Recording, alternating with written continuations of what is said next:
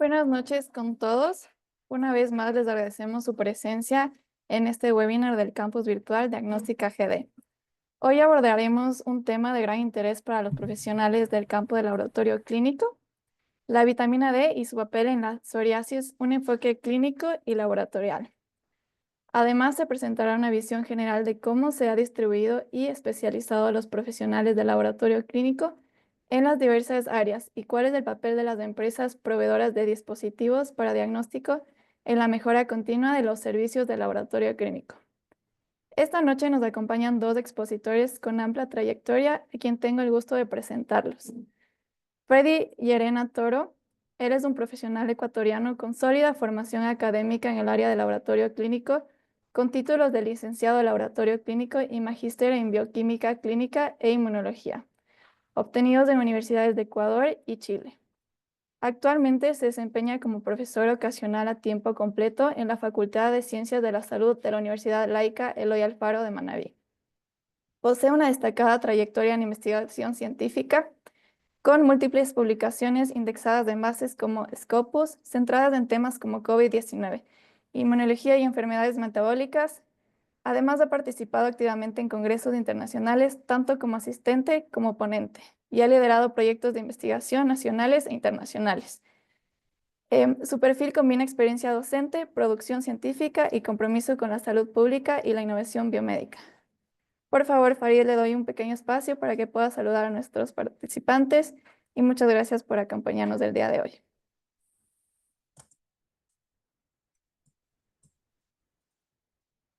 Muchas gracias, buenas noches por la presentación. Quiero empezar mencionando antes de mi exposición un agradecimiento al doctor Carlos Flores San Pedro por haberme hecho esta invitación a este webinar para poder hablarles un poco sobre la vitamina D y la psoriasis. También quiero agradecer al director de la carrera de laboratorio clínico de la Universidad Laica Eloy Alfaro de Manabí, al licenciado Carlos Vera, y con una mención especial a la licenciada Yajaira Barahona, quien fue la que me ayudó con los contactos para poder estar aquí esta noche. ¿Me permites compartir la pantalla? Sí, tengo un segundito que presento también a Israel y ahí procedemos con su presentación, por favor. Perfecto. Nuestro segundo expositor es Israel Valencia. Israel Valencia es un profesional ecuatoriano con sólida experiencia en el sector diagnóstico, clínico y laboratorio, destacándose por su trayectoria en ventas técnicas y gestión de productos. Actualmente se desempeña como jefe de producto en Milabor, donde previamente ocupó el cargo de asesor comercial. Es cofundador del laboratorio de análisis clínico Big Lab, lo que demuestra su espíritu emprendedor y compromiso con la innovación y la salud. Su formación académica incluye un título de bioquímico clínico por la Universidad Central del Ecuador y un MBA en Administración y Gestión de Empresas por la Universidad de los Hemisferios. Combina habilidades técnicas, comerciales y de liderazgo con un enfoque en autoinmunidad, microbiología y equipamiento de laboratorio clínico. Por favor, Israel, de igual forma te doy un pequeño espacio para que puedas saludar a todos nuestros participantes. Buenas noches, Valerie. Buenas noches, doctor Farid. Buenas noches con todos los participantes. Un gusto para mí, un placer y emocionado de poder nuevamente compartir con ustedes temas de interés científico, interés de laboratorio, siempre con el enfoque de mejorar nuestros conocimientos y nuestras capacidades en pro de la mejora del laboratorio clínico. Y muchas gracias por la invitación, Valerie, al doctor Carlos Flores. Y adelante, bienvenido, doctor Farid. Escuchamos su presentación. Muchísimas gracias.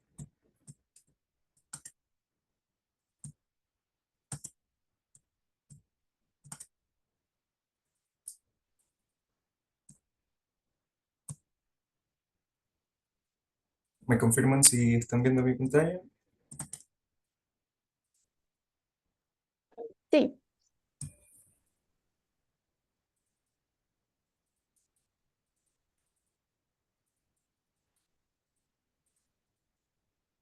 ¿Sí? ¿Sí se está viendo? sí se puede visualizar. Ok, perfecto. Voy a dar inicio a la presentación.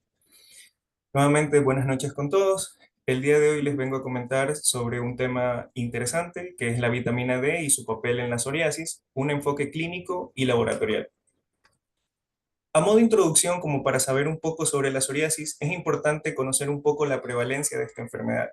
Si ustedes pueden ver o pueden observar, este mapa muestra un estudio sistemático en donde se analizaban todos los estudios de casos que se hicieron en psoriasis a nivel mundial.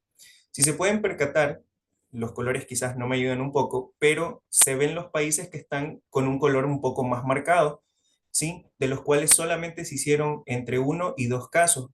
Pero si se dan cuenta, en la parte de Europa, de Asia, de Estados Unidos, hablando específicamente, en estos países se han hecho muchos estudios de prevalencia dados entre 9 a 12 casos principalmente. A nivel de Sudamérica, nos llama la atención principalmente lo que estamos viendo. En este caso, se marcan varios estudios de prevalencia de psoriasis asociados al país de Brasil. Sin embargo, cuando nosotros nos enfocamos o tenemos una visión hacia la parte de Ecuador, nosotros nos percatamos que no encontramos estudios de prevalencia asociados a la psoriasis, por lo cual llama muchísimo la atención. Hice un estudio, no voy a decirlo exhaustivo, pero se vieron diversos trabajos que se realizaron aquí en el Ecuador asociados a la psoriasis. Uno de estos trabajos fue realizado en el Hospital Carlos Andrade Marín, en Ecuador, durante el periodo de agosto-noviembre del 2001, en los cuales los autores detallan que de los pacientes que presentaban psoriasis, ellos representan solo el 1% de las consultas que han sido atendidas en el área de dermatología. Otro de los estudios que pude encontrar y en donde hacen énfasis es uno que se realizó en la Facultad de Medicina en septiembre del 2017, en donde los autores detallaban que necesitaban o iban a determinar la prevalencia de la psoriasis en el Hospital San Francisco de Quito, teniendo en consideración de que se invitaron a participar a 301 pacientes, de los cuales más del 50% resultó que tenía la prevalencia de psoriasis. Otro de los estudios que se realizó en Guayaquil, en el Hospital Teodoro Maldonado Carbo, ¿sí? Determinaron que de 208 pacientes que fueron atendidos, aparte se les había diagnosticado diabetes específicamente, y los autores detallaban que esta prevalencia iba asociada mucho más enfocada en la parte de los hombres, con una edad de 51 a 64 años. Luego, un periódico local en el Ecuador lanzaba un artículo interesante en el que varios especialistas necesitaban un censo real de los pacientes que presentaban psoriasis, ya que en el Ecuador detallaban que no existían datos específicos y solo habían datos de ingresos hospitalarios sobre la incidencia de la psoriasis, lo cual llama mucho la atención. Sin embargo, si nosotros nos podemos percatar en la página del INEC, en la última información actualizada que tenemos en los ingresos hospitalarios, nos podemos percatar que tenemos 75 egresos de psoriasis en este último año, de los cuales 52 correspondían al género masculino y 23 al género femenino, perdón.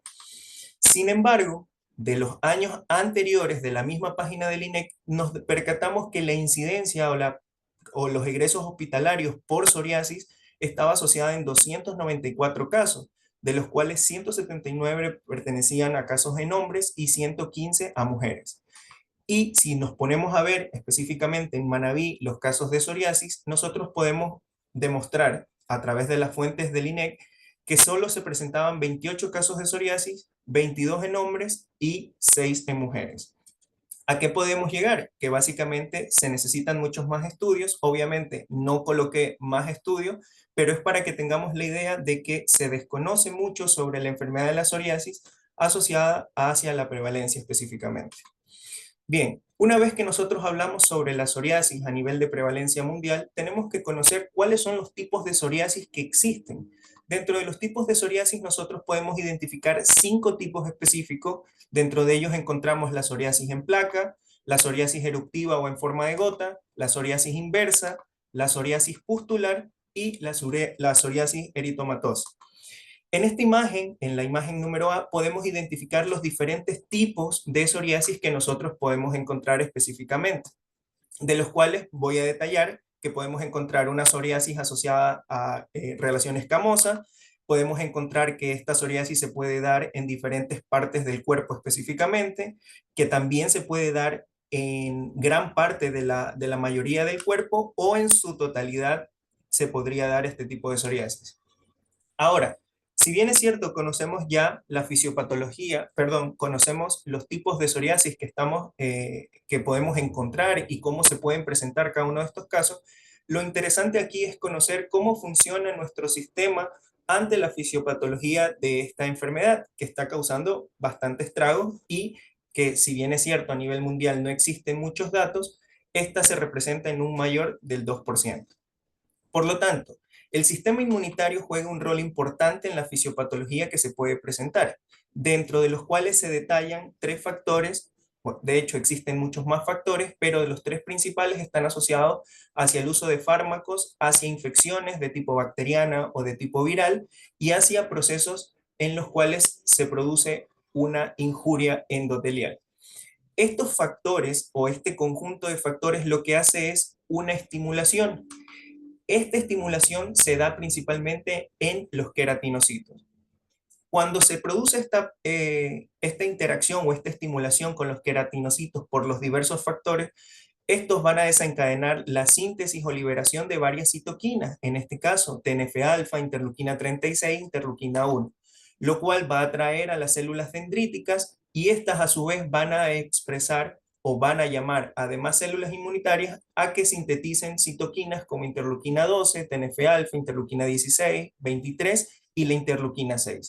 Aquí lo interesante es el linaje de los diferentes tipos de linfocitos que nos puede dar este acúmulo de citoquinas proinflamatorias, lo cual nos va a dar una diferenciación de las T-helper o las células T efectoras. En este caso, una diferenciación de tipo TH1, TH22, TH17 y un linaje T regulador.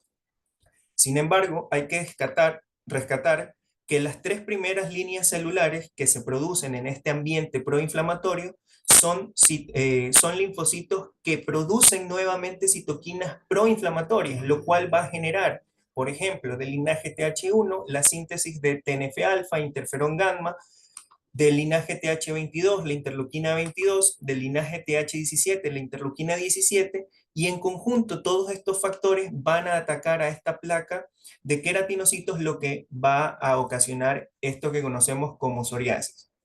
¿Sí? Ahora, diversos estudios y en la actualidad se está manejando muchísimo los diversos tratamientos que podrían inhibir para que se produzcan este tipo de citoquinas proinflamatorias, de los cuales yo puedo rescatar el risankizumab, que es un inhibidor de la línea de los linfocitos TH17. Podríamos encontrar también el brodalumab, que es un inhibidor de las citoquinas interleuquina 17, perdón. Podemos encontrar el andalilumab, que es un inhibidor de TNF-alfa, y podemos encontrar ustekinumab, que es un inhibidor de las citoquinas interleuquina 2.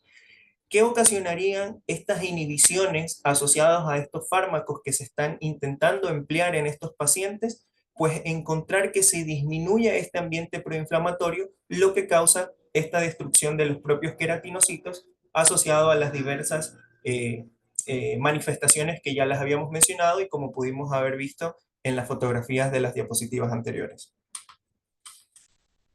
Bien, una vez que conocimos la fisiopatología de la psoriasis como tal, hay que hablar un poquito sobre el metabolismo de la vitamina D, que básicamente es el tema de esta noche. Este metabolismo de la vitamina D ya sabemos que podemos obtenerla de diversas fuentes y dentro de la primera fuente es a través de la radiación ultravioleta, que la podemos obtener a través del sol, en la cual va a impactar unos rayos entre 290 y 320 nanómetros en la piel atravesando la epidermis, en donde sufrirán diversos tipos de reacciones los distintos metabolitos que vamos a mencionar. En este caso, el 7-dihidrocolesterol, a través de esta radiación se convertirá en previtamina D3 y por una acción calórica se convertirá en vitamina D3.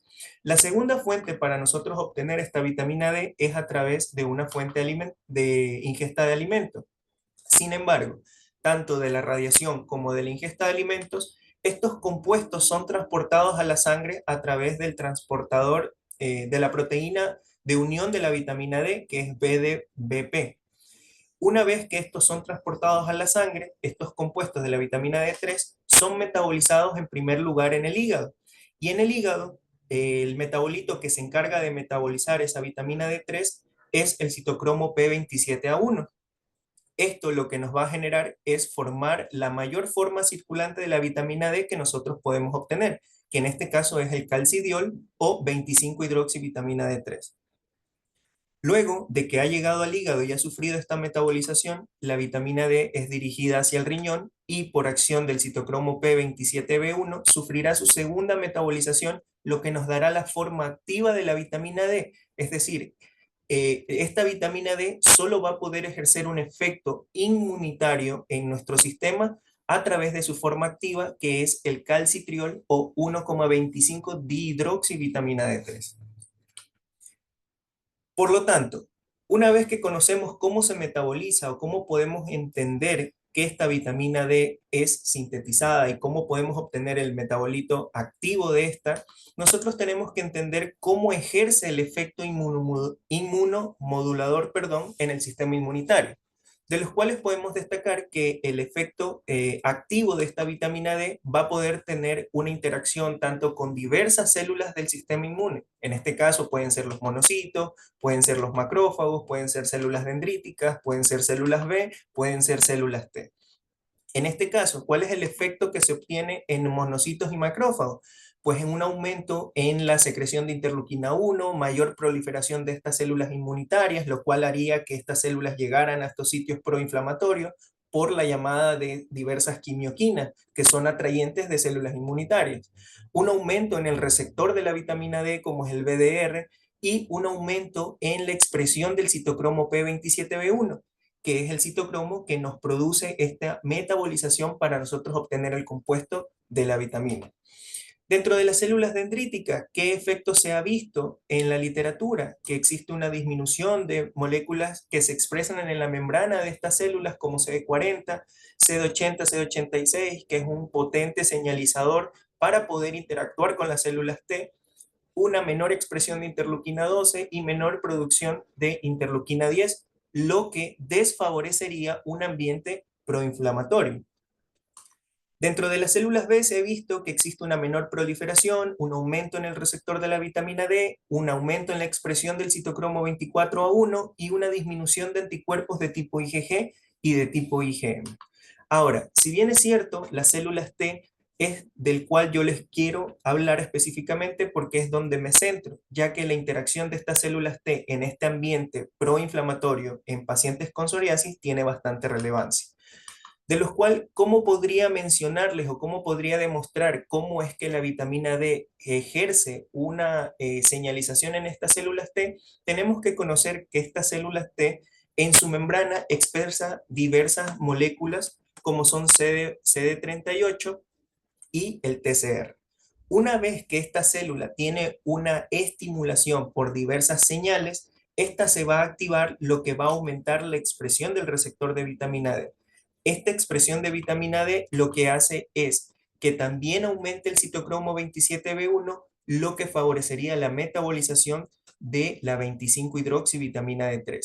Esto nos daría el compuesto activo de la vitamina D.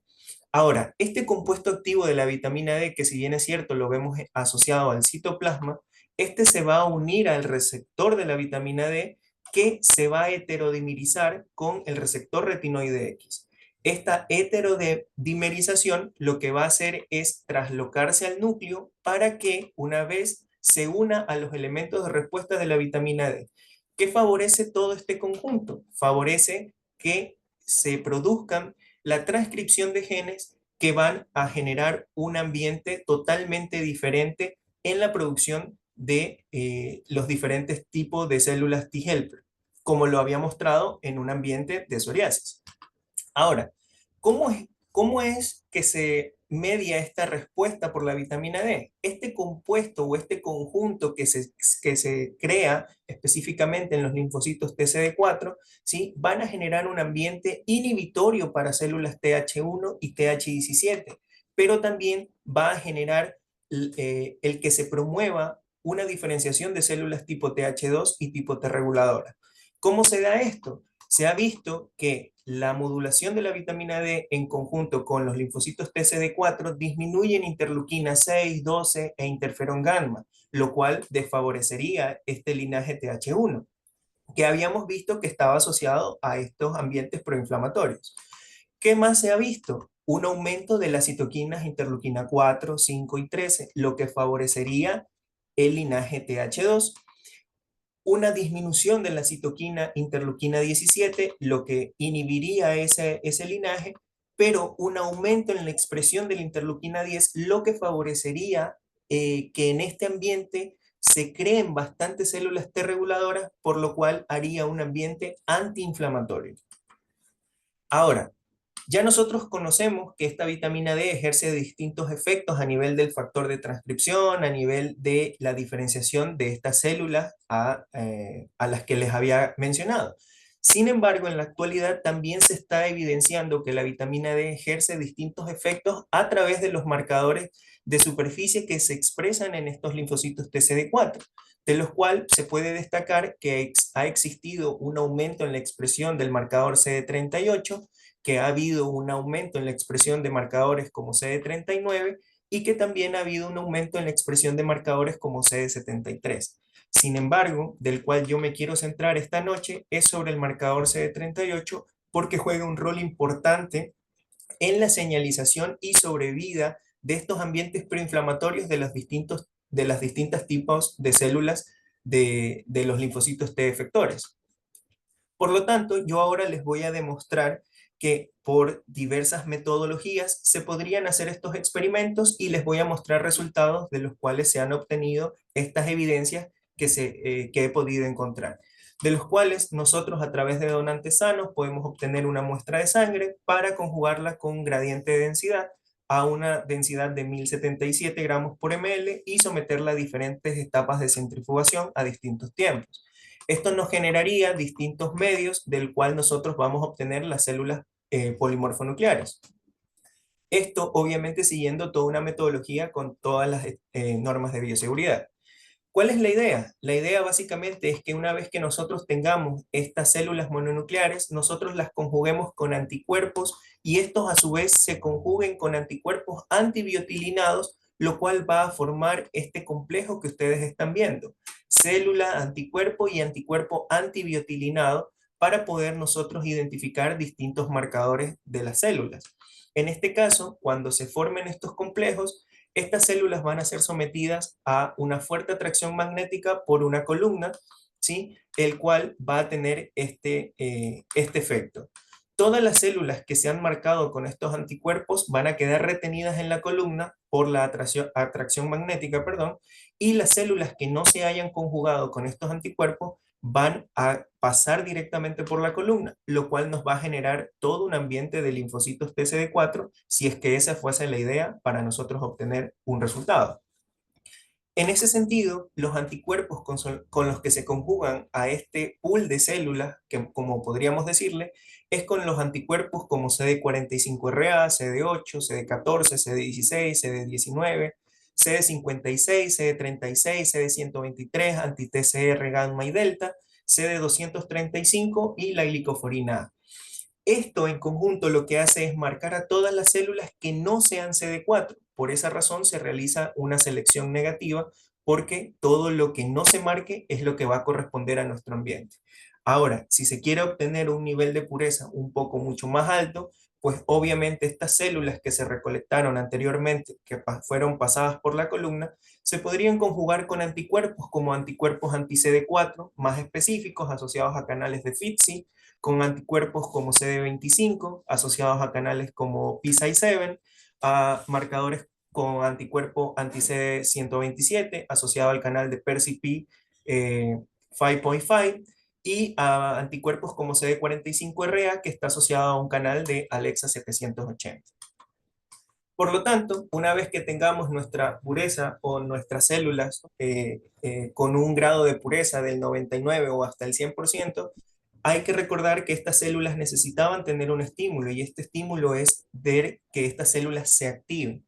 Por lo tanto, esta activación se debe a diversos anticuerpos como CD3 y CD28 en relación de 1 a 4 de lo que se va a ocupar a nivel de anticuerpos. Esto lo que nos va a generar es tener una proporción de células totalmente activadas. Y ya sabíamos que cuando vimos el mecanismo de señalización de la vitamina D, estas células activadas fomentaban la expresión de estos receptores de la vitamina D. Por lo tanto, se propone que se puedan hacer diferentes cultivos con diferentes condiciones en ambos ambientes a un número de células de 200.000 células por pocillo de lo que se ha estandarizado. Se pueden ocupar más, se pueden ocupar menos, pero es una proporción de la cual he encontrado bastante información. Ahora, estas condiciones de cultivo lo que permiten hacer es poder ver diferentes estadios de los cuales nosotros podemos determinar cómo actúan estas células a los diferentes tiempos, 6 horas, 12 horas, 24 horas, 3 días, 5 días, con los diferentes compuestos que se pueden estimular. Y en este caso, con la vitamina D, de las cuales les muestro los resultados que se pueden obtener. Aquí nosotros podemos identificar las diferentes citoquinas que se pueden medir por diferentes técnicas específicamente, de las cuales, si ustedes se percatan, tenemos diferencias significativas en presencia de vitamina D, tanto de la interleuquina 4, interleuquina 5, 6, 10, interleuquina 13. Pero también tenemos diferencias significativas, es decir, hacia la baja de interferón gamma y de TNF-alfa, que eran las citoquinas que se encontraban principalmente en los sitios de estimulación cuando por diversos factores las personas con psoriasis producían este tipo de ambiente proinflamatorio. Ahora, a nivel de factores de transcripción, se evidencia que el factor FOXP3, que está asociado hacia el linaje T regulador, aumenta significativamente en estas células que son estimuladas con vitamina D, mientras que un factor de transcripción TIBET está disminuida significativamente asociado hacia un linaje TH1 y el factor de transcripción ROR gamma GT está, si bien es cierto, no con diferencias significativas, pero tiene una tendencia a disminuir en presencia de vitamina D, lo que nos diría que se puede inhibir ese linaje TH17 y como consecuencia tendría la no producción de interleuquina 17. Ahora, ¿qué pasa con los marcadores de superficie en presencia o en ausencia de esta vitamina D en estos linfocitos TCD4? Hemos visto que tenemos a PD1, PDL1 como marcadores que apagan a estas células inmunitarias, CTLA4, OX40, CD39, CD73, el factor TIGIT y el marcador CD38, que es del cual les voy a hablar en la siguiente diapositiva. Un marcador que tiene un aumento significativo en presencia de vitamina D.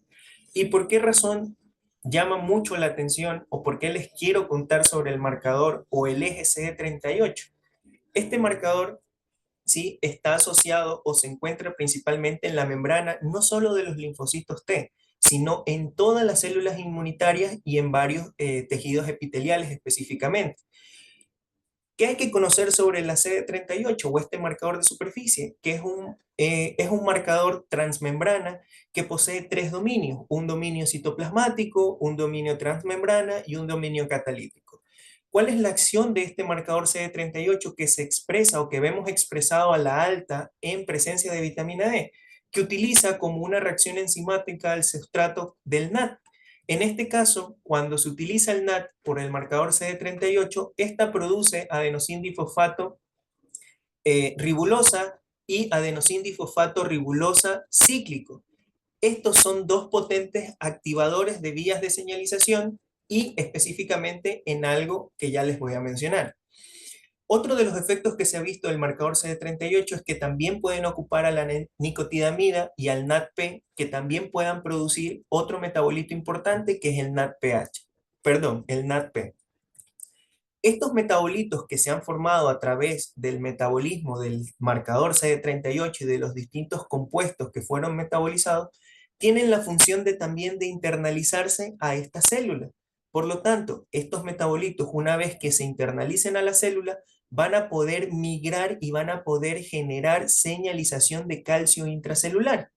Y si nosotros nos ponemos a ver, esto no está nada más que asociado a diversas rutas metabólicas. En este caso, la generación de adenosindifosfato ribonucleico, ribulosa, perdón, está asociado a la ribosa 5-fosfato y a la AMP cíclico específicamente, que están conjuntos con la vía del IMP.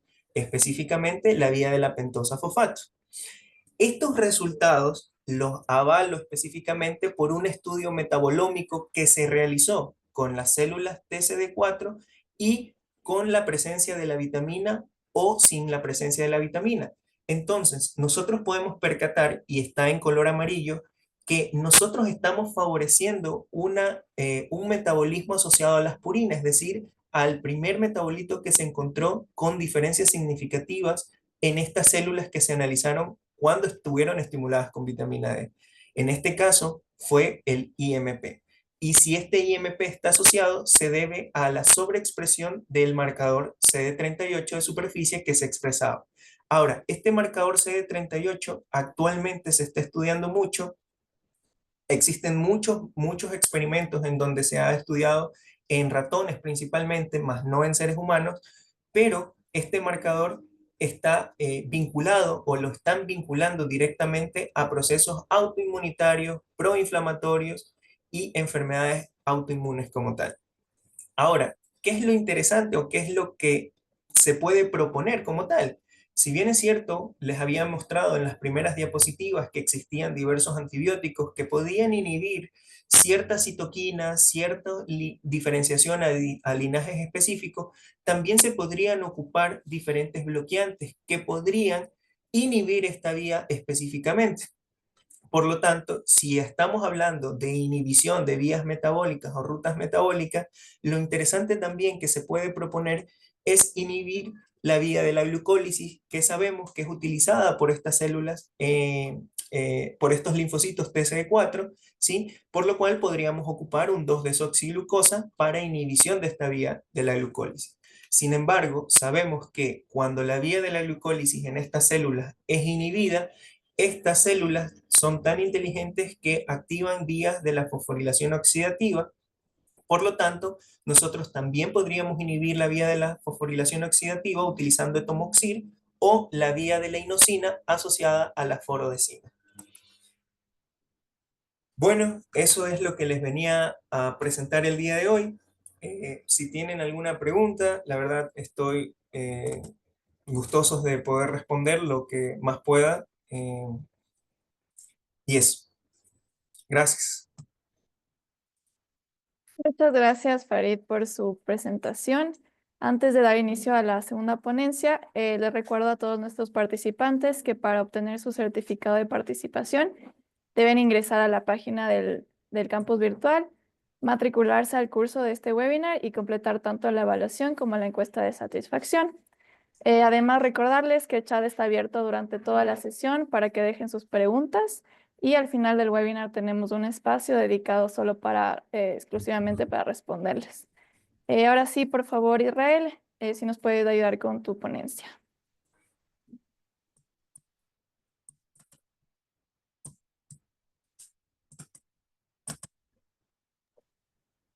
Sí, denme un momento, nada más comparto la pantalla y ya empiezo la presentación. Muchas gracias.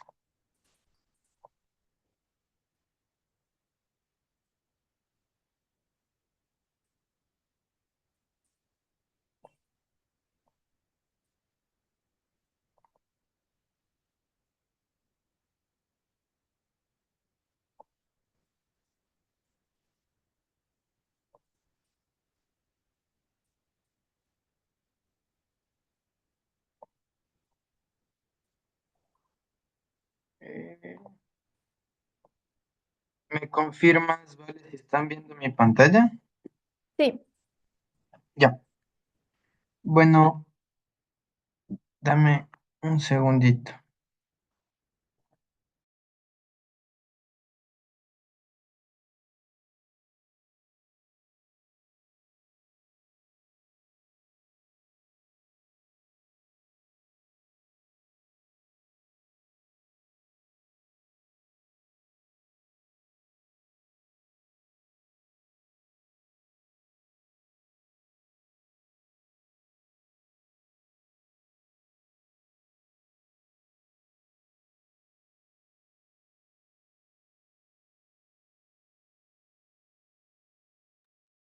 ¿Me confirman si se me escucha bien, por favor?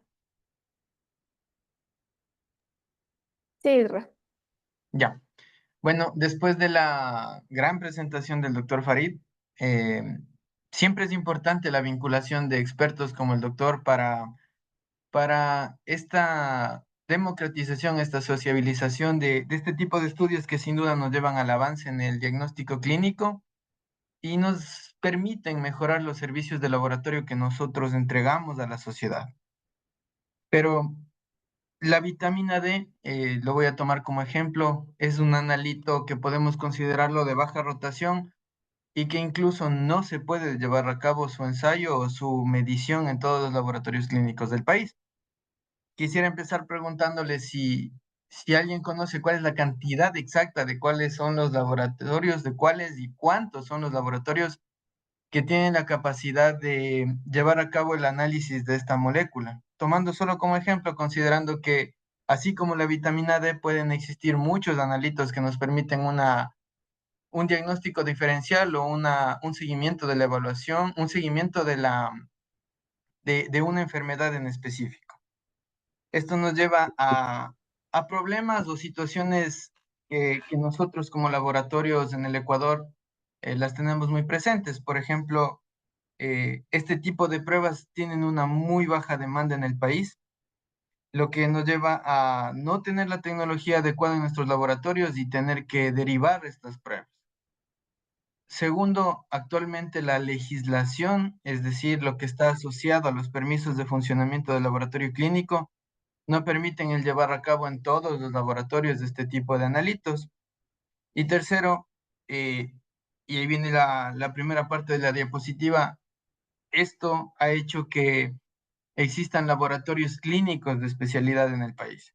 Estos laboratorios clínicos de especialidad están distribuidos en el sector público, en los hospitales de especialidades que pertenecen a Fuerzas Armadas, al Instituto Ecuatoriano de Seguridad Social y al Ministerio de Salud Pública. ¿Por qué? Básicamente porque en estos centros de atención existen los médicos de especialidades que son las áreas que generan estos diagnósticos específicos y sobre todo que nos permiten generar la demanda de este tipo de analitos como la vitamina D, que no es muy frecuente encontrarlos en laboratorios clínicos asociados a centros de salud de tipo asistencial. Ahora bien, hablando del tema de laboratorios privados, estos laboratorios tienen la legislación adecuada y el equipamiento adecuado para llevar a cabo el análisis de este tipo de moléculas. Y eso también les ha permitido generar convenios con los médicos tratantes, que son quienes diagnostican estas enfermedades raras a las cuales están asociadas estos analitos especiales. Ahora, esta sectorización, esta especialización de los laboratorios ha desencadenado que asimismo el conocimiento, el enfoque, la especialización de nuestro personal de laboratorio clínico en el país se haya centrado en un 80% en lo que son las áreas de laboratorio clínico en general. Hemostasia, hematología, uroanálisis, coproanálisis, química clínica, inmunología, gasometrías y todas las demás áreas que comprenden el laboratorio clínico en general, dejando un 20% a las demás áreas que nosotros las consideramos como de especialidades, que son microbiología, biología molecular, genética médica, autoinmunidad, banco de sangre, citogenética, pruebas de FISH.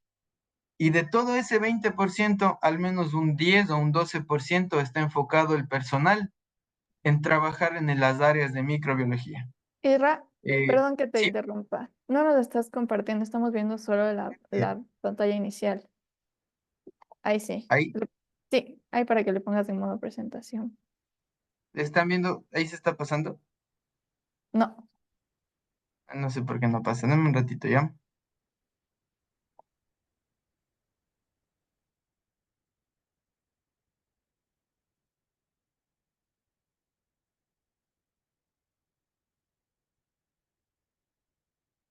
A ver. Y lo que ya les pasé como 100 diapositivas.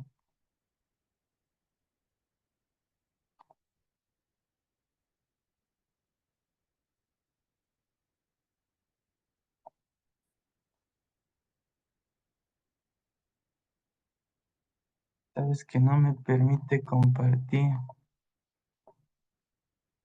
Ahí, Sí, ahí cambia la diapositiva. ahí cambié. ¿Cambió? No, Irra, se queda estática. Ahí sí. Ahí, sí, ¿no? O sea, estamos viendo la segunda, Laboratorio de Especialidad de Ecuador. Ahí. No, no se está cambiando. ¿Te parece Ahí si te sí, o sea, se comparto? demora un poco. Ah, se demora. Ujú. ¿Están ahí en qué diapositiva? Espérate, dame un segundo. Me voy a conectar desde mi teléfono para ver qué están viendo ustedes, ¿ya? Y con Listo. eso continúo. Denme 2 segundos, por favor.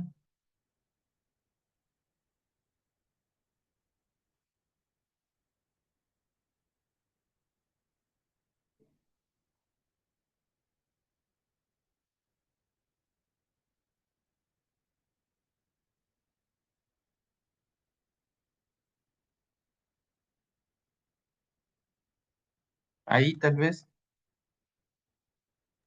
Sí, ahí sí, perfecto, Irra. Ya. Gracias.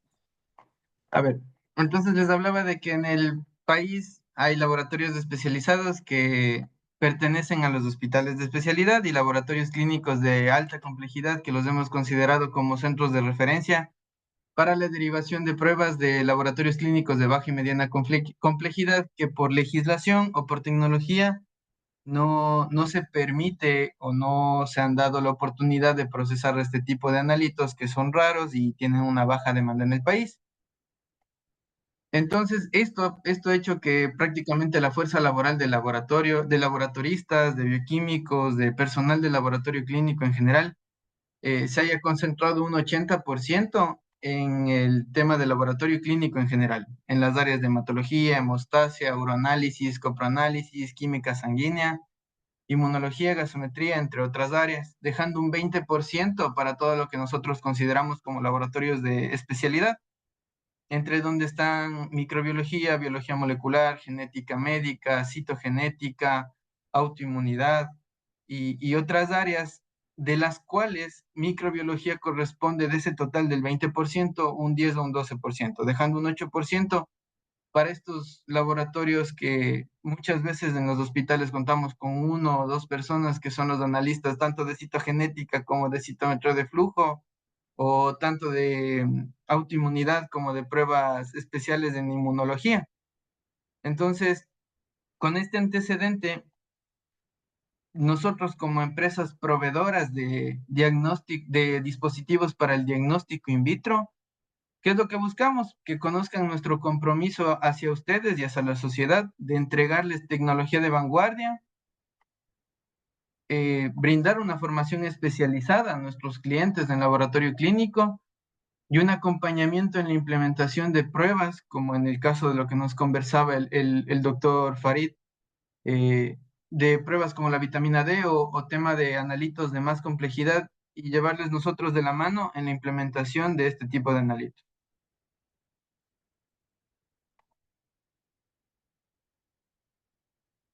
¿Qué buscamos con con estos resultados de la relación entre las empresas proveedoras, que en nuestro caso son Frisonex y Medilabor? Buscamos una especialización del personal. Buscamos que cada vez haya más y mejores profesionales de laboratorio para poder acercar esos diagnósticos precisos y oportunos, sobre todo a la sociedad ecuatoriana. También buscamos generar una red de expertos a nivel nacional que nos permitan democratizar la información. Actualmente este tipo de espacios donde se divulga información científica nos permite compartir conocimientos y también llevar a cabo esta interacción entre profesionales de salud, profesionales de, de marketing, profesionales de las ventas en el área de la salud, para poder así englobar todas las problemáticas que nosotros actualmente nos enfrentamos en el Ecuador. Sin duda, estos dos aspectos se engloban en el último, que es brindar excelentes diagnósticos a nuestra sociedad ecuatoriana.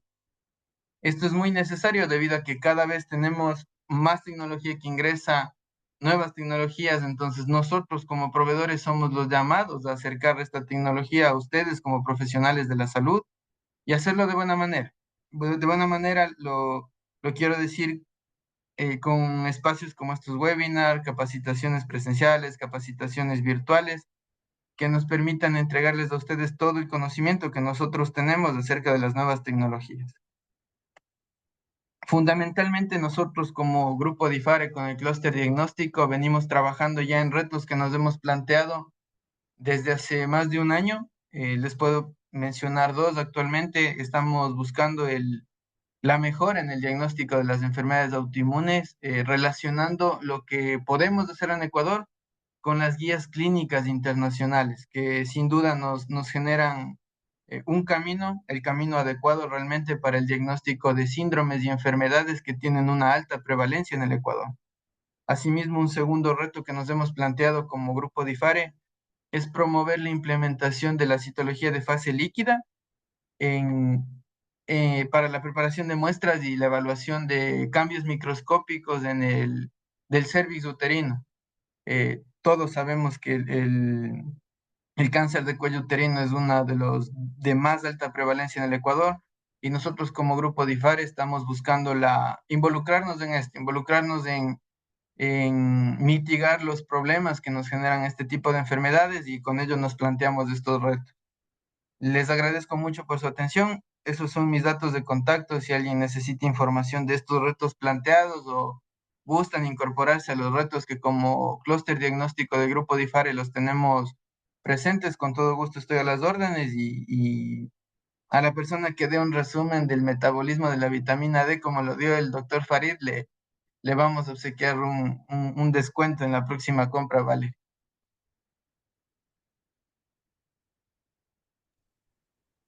Listo, Isra, muchas gracias por tu presentación. Bueno, quería ahorita abrir el espacio para las preguntas. Hay ciertas preguntas que ya nos enviaron de manera directa, entonces quería comenzar con esas, pero igual les motivamos a que nos pongan las preguntas adicionales en el chat. La primera pregunta que tenemos es para Farid. ¿Cómo influye la vitamina D en la modulación de citoquinas proinflamatorias específicas como IL-17, IL-22 e IL-23 en pacientes con psoriasis?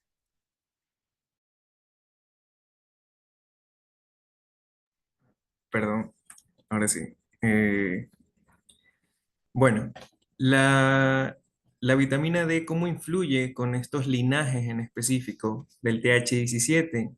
Pues como les había mostrado, los efectos inmunomoduladores de la vitamina D son muy diversos.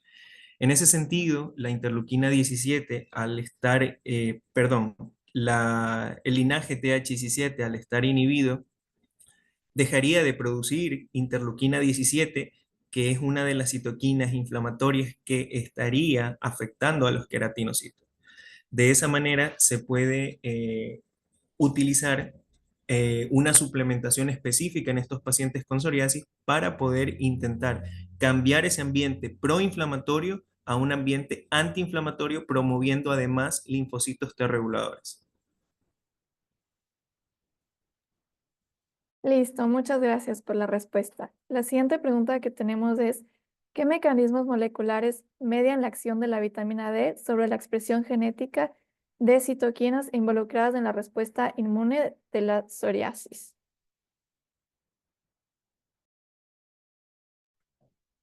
Sí, con respecto a los mecanismos moleculares que media la vitamina D, podemos mencionar al receptor de la vitamina D, que existe evidencia, hay suficiente información sobre la expresión de este receptor de la vitamina D, que como les había mostrado en las diapositivas, en la animación de la señalización que tiene esta en las células T, estos factores o estos receptores eran traslocados al núcleo, perdón, lo cual iban a permitir unirse a elementos de respuesta de esta vitamina D y esto a su vez se iban a acoplar a los distintos genes que iban a favorecer la transcripción. Por lo tanto, uno de los marcadores interesantes para poder medir a nivel de señalización serían todos estos receptores retinoides X que favorecen la transcripción de genes y cómo estos elementos de respuesta de la vitamina D favorece ese ambiente que se los había mostrado anteriormente.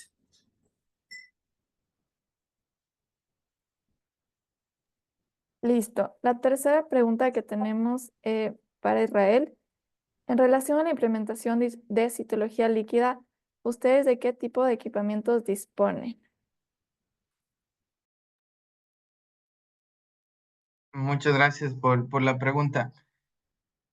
A ver, más allá del equipamiento que tenemos, que prácticamente lo podemos hacer la citología automatizada y entregar un microscopio para que haga el profesional la lectura, es el enfoque que le queremos dar. Nosotros buscamos dar un enfoque de diagnóstico o de ofrecer todas las tecnologías que disponemos para que se dé un diagnóstico o una identificación del daño en el tejido del cuello uterino. Nosotros podemos entregar el tema de la preparación de placas de citología líquida, entregar un microscopio para que el citólogo, el anatomopatólogo haga la evaluación de la placa, pero también podemos entregar equipamiento para biología molecular, para la identificación de los genotipos causantes o los de alto riesgo de generar un cáncer de cuello uterino.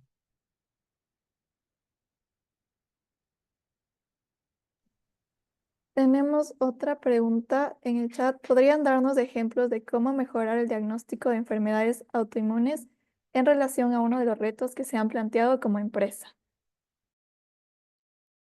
Sí, a ver, lo que buscamos es acoplarle al mercado ecuatoriano o a lo que actualmente se viene haciendo en el Ecuador, a las guías clínicas internacionales.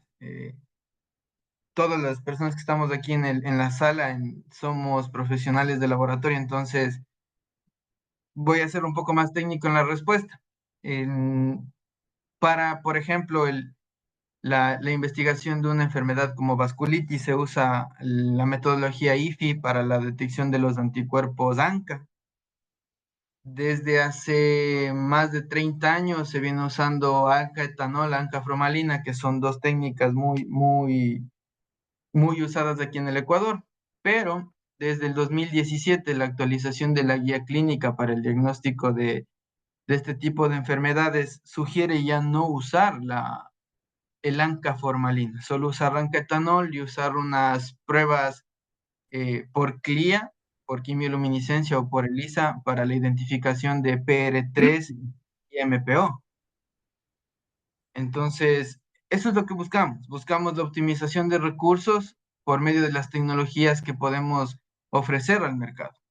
Buscamos la optimización de recursos para que los laboratorios sean más eficientes y eficaces en el diagnóstico y en la obtención de resultados para el direccionamiento de los correctos diagnósticos de los pacientes.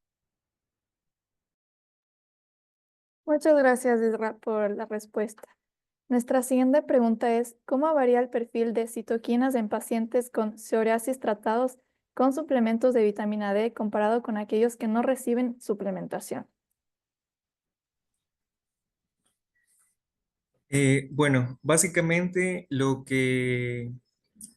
el perfil que varía específicamente en estas personas, lo que se ha evidenciado es que favorecen ese ambiente proinflamatorio. En este caso, la secreción de interleuquina 10 es una de las citoquinas más antiinflamatorias que se pueden encontrar en estos pacientes, lo cual favorecería a estas células T reguladoras y de las cuales ejercen un efecto importante en ese sistema inmunitario de ese paciente.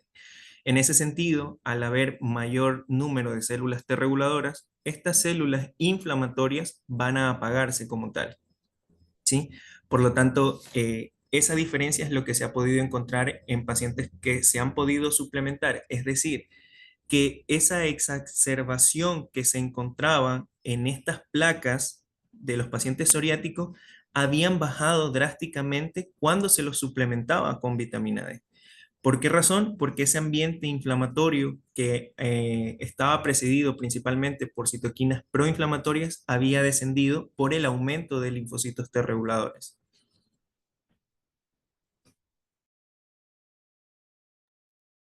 Muchas gracias.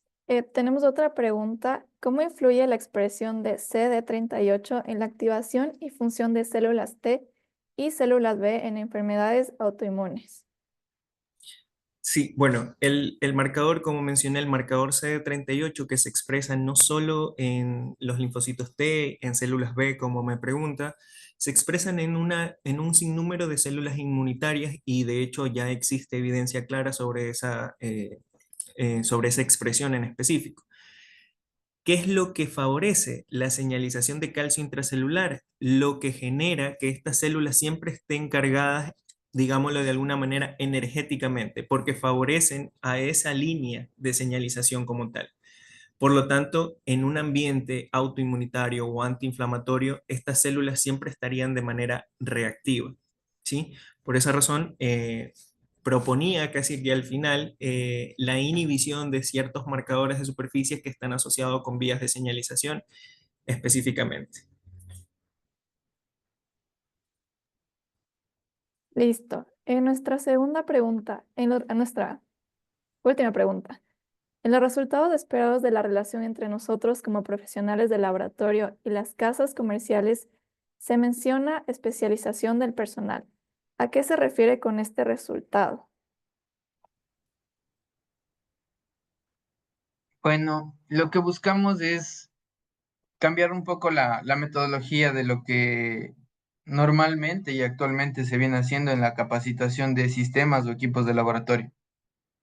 Buscamos un tema de acompañamiento y aprendizaje continuo del profesional de laboratorio, que sea un usuario y un profesional capaz de no solo operar las máquinas de laboratorio, sino también interpretar el resultado y el funcionamiento adecuado de un sistema de laboratorio como tal, porque solo esas competencias van a permitir que nuestros profesionales de laboratorio tengan las habilidades necesarias para respaldar los resultados que como laboratorio emiten. Y ahí es donde nosotros, como proveedores de equipamiento para diagnóstico in vitro, jugamos un papel fundamental, porque como les decía, nosotros somos el canal, somos el medio de comunicación entre quienes generan la ciencia, quienes generan la tecnología y quienes usan adecuadamente la tecnología para mejorar la calidad de vida, en este caso de nuestra sociedad. Entonces, nuevamente les hago la invitación. Nosotros estamos siempre abiertos, siempre dispuestos para trabajar en conjunto con profesionales como es el doctor Farid, que buscan la mejora de nuestros servicios de laboratorio, de nuestros diagnósticos, que sin duda impactan directamente en la calidad de vida de nuestra sociedad. ¿Me permite intervenir, por favor? Disculpe que interrumpa. ¿Será posible? Claro, muchas gracias. Buenas noches. Mire, quiero de verdad felicitar a la empresa de ustedes, no, Medilabor creo que es, Medilabor, por darnos este tipo de espacios o de oportunidades para poder conocer temas muy importantísimos pues, en nuestra formación y como profesionales de un tema en este momento como la psoriasis. Y felicitar también a los dos panelistas que estuvieron excelentes en su exposición, que nos ayuda y contribuye en adquirir conocimientos valederos para en estos momentos con temas tan actuales, ¿no? La psoriasis, pues ustedes conocen, pues una enfermedad crónica, inmunológica, cuya base es o que va desencadenando una afectación al estilo de vida de las personas. Felicitar particularmente al licenciado, a nuestro compañero Farid Llerena también por su magistral exposición, conferencia, muy acertada también su afirmación, pues en lo que afirmó con la cuestión relacionada al tratamiento de esta psoriasis a través de la terapia con luz, que efectivamente la luz solar, pues el efecto de la luz solar radica en su capacidad para ayudar al cuerpo, pues obviamente a producir vitamina D, así como también la ingesta de alimentos, como él nos habló, porque estimula el calcidión, tal como nos decía, pues el calcidión 1,25. Pero lo más importante es que es de la base del tratamiento de la psoriasis la prevención, evitar factores que desencadenen la psoriasis, como minimizar, por ejemplo, los niveles de estrés que conllevan una parte a desencadenar este tipo de situaciones, mantener la piel húmeda, etcétera, un poco de factores que nos determina la alimentación.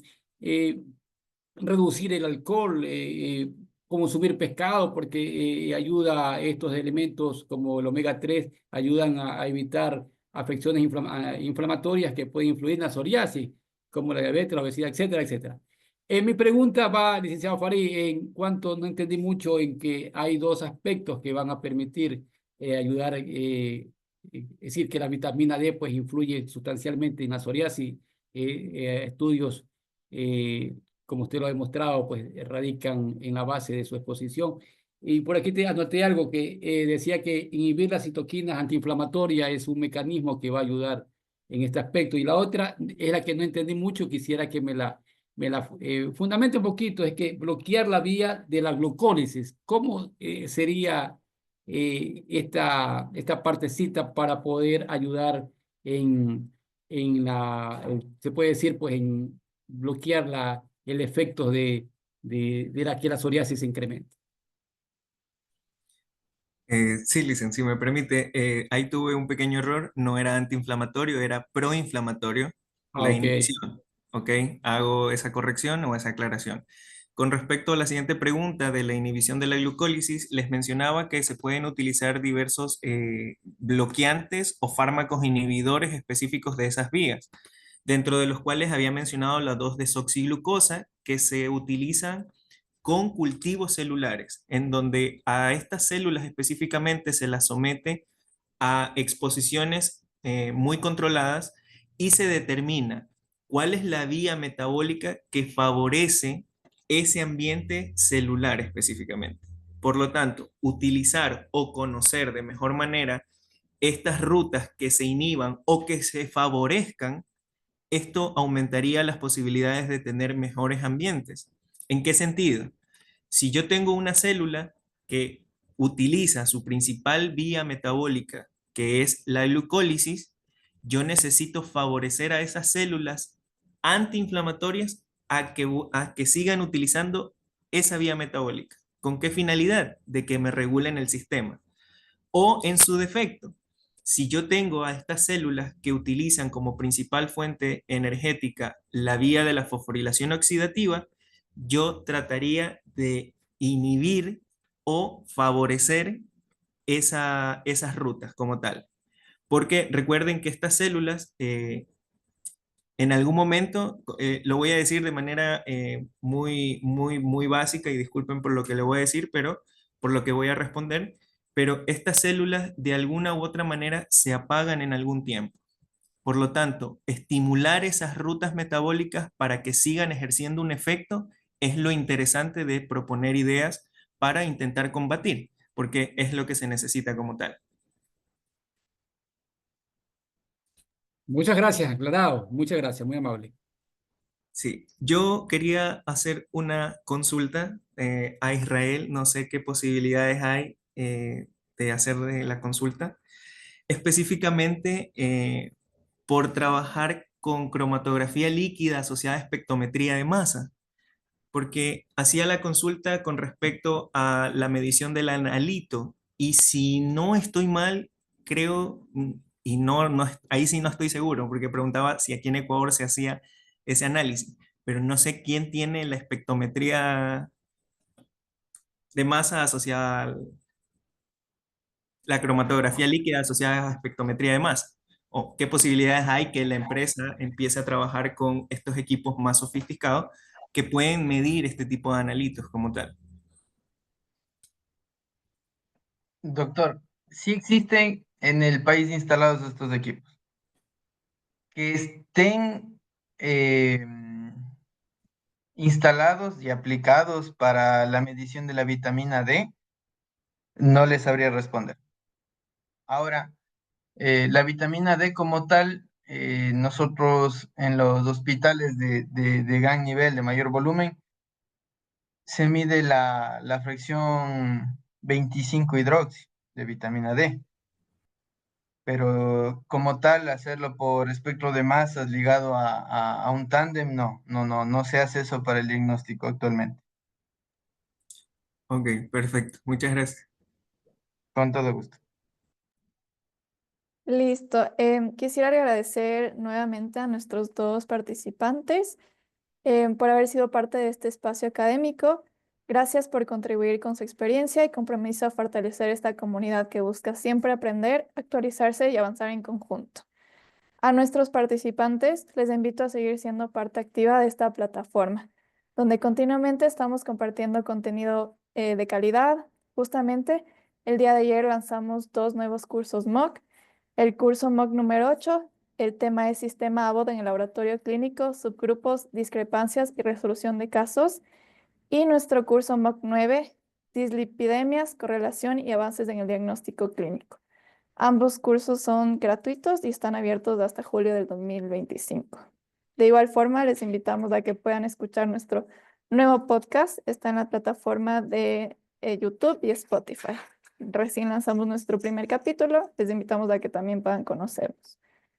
Muchas gracias por su asistencia y nosotros quedamos atentos a cualquier consulta que puedan tener sobre el campus. Muchas gracias nuevamente, Isra y Farid. Muchas gracias a ti, la verdad. Muchas gracias a todos también. Israel, un gusto. Espero que podamos tener otro encuentro así mismo para poder compartir conocimientos. Gracias. Gracias a usted, doctor. Gracias a todos por estar presentes en este webinar.